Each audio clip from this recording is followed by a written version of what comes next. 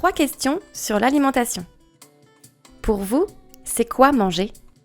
Alors manger pour moi, pour un agriculteur, c'est comme tout le monde subvenir à ses besoins vitaux, mais pour quelqu'un qui vit dans un milieu plutôt rural et ouvert, c'est aussi faire le choix d'une alimentation qui respecte l'environnement dans lequel on souhaite vivre, moi et ma famille. Et moi je suis agriculteur en bio et c'est aussi pour ça que je veux me nourrir de la façon dans laquelle je produis, en choisissant des produits bio et locaux le plus possible. Pour moi, donc, il y a beaucoup de composantes comme Simon, mais c'est également prendre un temps, tout simplement, un temps pour se construire avec nos besoins vitaux, un temps pour partager, pour échanger, un moment de convivialité. Et il ne faut pas oublier que se nourrir, ce besoin vital, c'est aussi celui qui va nous bâtir. Et du coup, j'accorde beaucoup d'importance à le temps et cet aliment qu'on s'accorde au moment du repas. Manger, pour moi, aujourd'hui, c'est également un acte citoyen. C'est des choix forts qu'on doit faire pour construire, se bâtir autour de nous une agriculture respectueuse de l'environnement notamment. Un nouveau système alimentaire est-il possible ? Alors, nouveau système alimentaire, oui, parce que je pense qu'en fait il existe déjà. J'espère ne pas être trop prétentieux en disant qu'on essaye de le pratiquer. On a choisi, nous, Sébastien et moi, l'agriculture bio. Et on cultive à destination principalement de l'alimentation humaine et nos champs, et on élève nos animaux dans des espaces plutôt naturels, avec des prairies naturelles, en essayant de respecter le milieu dans lequel on vit.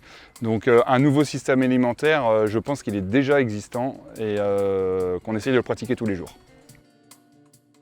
Donc ce nouveau système alimentaire, je pense également qu'il est existant, mais qu'il faut l'accentuer, parce que avec nos enjeux climatiques, notamment de demain, on va être dans l'obligation de repenser globalement l'alimentation. Avez-vous une ou des actions concrètes pour aller vers ce nouveau système ? Eh bien, nous, en tant qu'agriculteurs, ce qu'on voudrait, c'est pour aider les gens à pouvoir évoluer et à aller vers de la transition alimentaire, c'est avoir des actions de politique publique qui vont dans le sens d'une agriculture plus respectueuse, et notamment l'agriculture bio.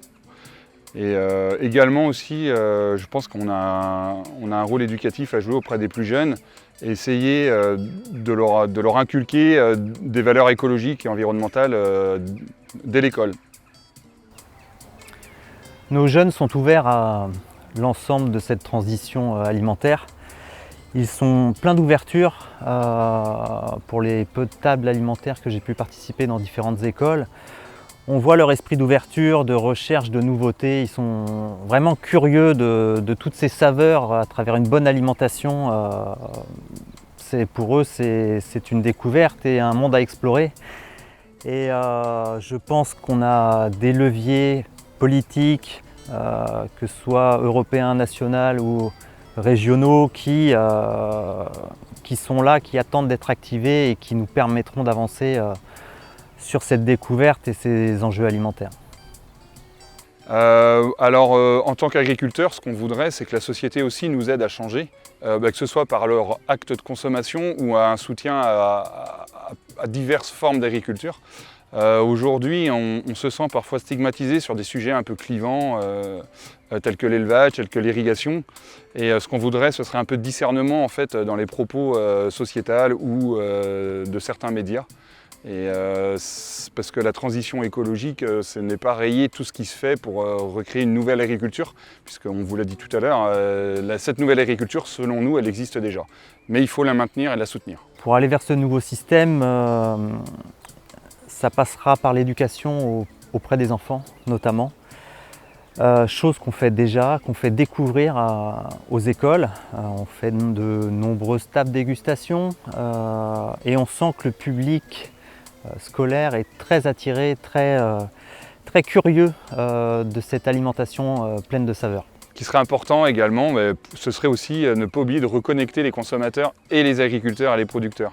C'est aussi pour rééduquer les enfants, les consommateurs, les adultes. Tout le monde doit se rendre compte qu'il y a des filières, il y a des productions, d'où ça vient, comment c'est produit, par qui, et comment, quand je consomme un aliment, j'influence directement aussi le choix des producteurs. Une agriculture de qualité, vertueuse, se doit aussi d'avoir des débouchés, donc il faut un acte de consommation et des consommateurs avisés.